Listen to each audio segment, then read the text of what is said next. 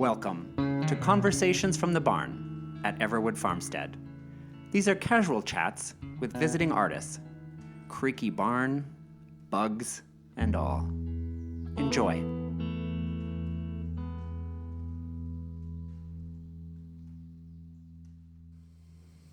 Welcome to Conversations from the Barn. I'm Bill Underwood. I'm here with Chris Everett, and today we are here for a conversation with Cleo Person. Cleo is coming to us from beautiful San Diego, California.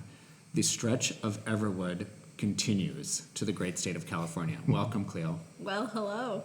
Nice to have you here. It's so good to be here. You probably haven't seen the smile off of my face the whole time I've been. I'm going to concur with that, actually. Cleo we have had limited interaction with Cleo so far this week, sadly. But yes, every time I've seen you, there's been a giant smile. So in the barn, it's always fun to have a dancer here because the barn gets demoed, if you will, and the chairs are all spread off to the sides, and you've been dancing in the barn. Talk to us about your week so far. Well, Adam, who I know helps out around here, found me around 10:30 on the first night, Sunday, when I got in here sweeping, and he crept in so gently and quietly because he thought there might be an animal in the barn. But it was so nice to see his smiling face, and I was hopefully not acting like too much of an animal, but I think was on California time a little bit sure. That makes still. sense. So, but I came into this space and right away it felt like the whole dance company could have come with me in my suitcase. I love it. It's such a great space. You can't feel bad about using it and just enjoying the space that you've created here. I will say it's the cleanest the barn has been in a couple of months. You had some energy to burn on Sunday night because this place is spotless. I brought my new ballet shoes, so I didn't want them to get super dirty at the beginning. And so that's what you're wearing while you're in here, the ballet shoes. So that's what I've been just doing my morning class routine. But yesterday I felt a little jazz something coming through after those thunderstorms. Yeah.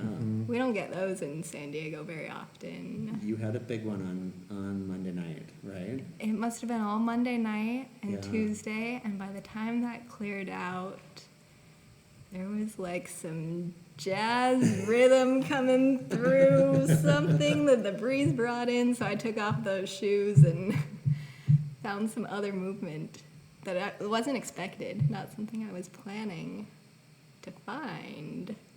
Sounds pretty typical for a week at Everwood. Yeah, there is something about a thunderstorm in particular that it is electric. I mean, it's stirring up the molecules, Literally. isn't it? I think, the lightning right around the barn. And then, I mean, this is huge, but I don't think I have been breathing so well in the past year and a half since these past 3 days here. What do you attribute to that? Is it being out of the city, stress relief, all the green? Everything. Everything. The way that trees are allowed to live and people are allowed to live right side by side here must be creating that. And it feels like there's no pressure to a point of you're not being watched in a way that's with any sort of judgment, which is only what we put on ourselves anyway. But what a good eye-opener. Oh, wait, I've been creating that if it's happening. That's not real. So this space just teaches you that. If the trees are watching, go trees. Right. The trees are rooting for you. Oh, Nice one, Chris. that's a good one. I'm telling you. Oh, yeah.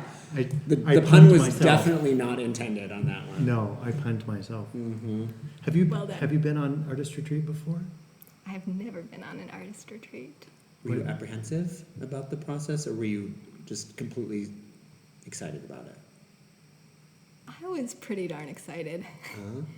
I think that you create such an introduction and a welcome to the space with sort of the framework around it and the way that you really hold the artists who are able to come here that it just feels so good coming here. I really had no apprehensions, knowing that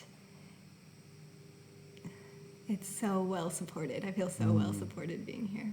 That means a lot to us. It's the heart of the whole thing for us. I'm curious about your experience in San Diego in dance.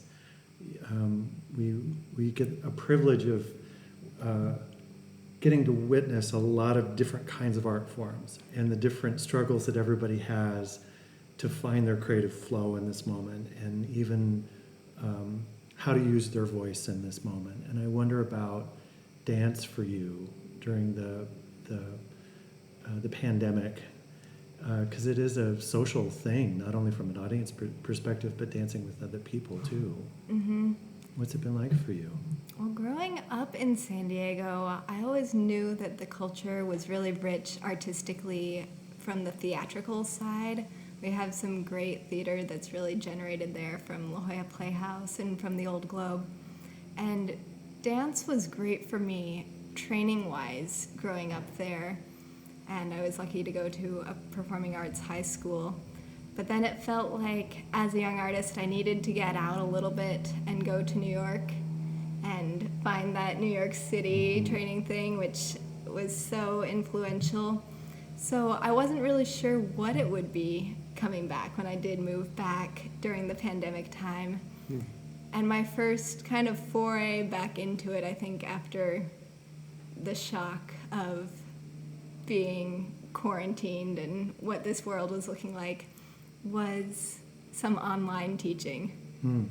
So I think that in San Diego, like a lot of places, the pandemic at first caught people by surprise, and then artists especially, I think, really found it a time when they could pull together and say, what do we make of this opportunity? How do we see it as that?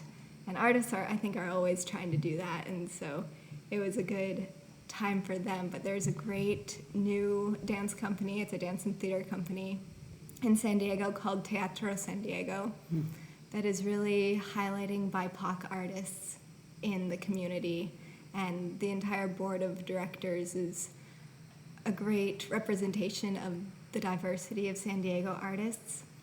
And so it became just kind of planning stages and creation period when they could sit down together, even though nothing was happening in person yet, and start up re-envisioning how the dance scene and the art scene and theater scene in San Diego might look in an inclusive way going forward. So it was kind of a re-envisioning time, and I was lucky to get connected with them just by subbing as a teacher for a dance class that a friend of mine from high school couldn't make. And so I taught her dance class over Zoom for them and started getting to know who they are, and it's a lot of people that I actually went to high school with but who had careers in New York and are back in San Diego again. So I think that there's been lots of momentum and the needed time for pausing and reflecting and looking at where we want to go from here together. Has it changed your own vision for where you want to go as a dancer? I don't think that I really envisioned myself teaching right away, but from the opportunities that I've had so far, I've started to fall in love with that in a new way, kind of as a whole nother foray than the creative and performing side of things. So that's something which I'm also very new with, but see it as a wonderful opportunity and challenge and a way to give oneself towards young people, which I got in such a huge way growing up. So I admire that, and I'm looking forward to that in a new way. And then I think as we start looking at reopening, I also just cherish and value what live performance does at a whole new level. Yeah. We just started doing performances here for the first time in 2 years over the last couple of weekends, and We really missed it, but I think there is an energetic exchange in having not only live sound and live performance happening in front of you, and all of its rawness, but the energy of the people sitting next to you in that whole exchange. It was something you're kind of aware of, but not to the level that we are now. It's almost overwhelming right now. I think that's definitely true. And how amazing that people can come from more than just the radius you would imagine to this spot here to see that. Yeah. I think I even felt maybe the aftermath of it a little when I arrived, because you had a big concert the night before. Yes, and it's it true. seemed like just the way that the chairs were set up, I could almost feel the people still sitting and soaking in whatever that was.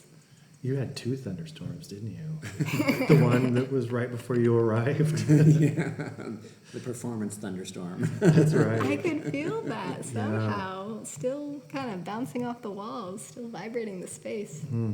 Have you taken movement out of the barn and into the fields or the back prairie or anything, or have you been keeping it in within the barn? Don't you ask a good question? The last answer we had here, who will love this, is going to love this conversation, I know, but was in the fields probably as much as she was in the barn. So I'm just curious. Well, don't you know us? Well, don't you know us? I went this morning out into the little forest area. I was feeling the need for some pines. Yeah. I was really pining for the pines. Okay, And you excuse went to Piney Hill Farm, so that you went to the right place. Well, I didn't know what I would find there, as is the usual case, but I walked into this area of the forest, and there was a little clearing with actually a table set up in the middle of it, in between kind of a circle of pines. It was eerie how well this is set up, but there was a candelabra on the table, and it was just the right height that I could use it as my ballet bar. No kidding. So I did my morning class out there in between the pines, and With the candelabra. I don't think I quite believed the image that I created, but it was also real life. I have a feeling our traditional closing question we might know the answer to, but perhaps you should go there anyway. Yeah. So we do have a question that we kind of close out all our conversations, which is, how did you experience beauty today?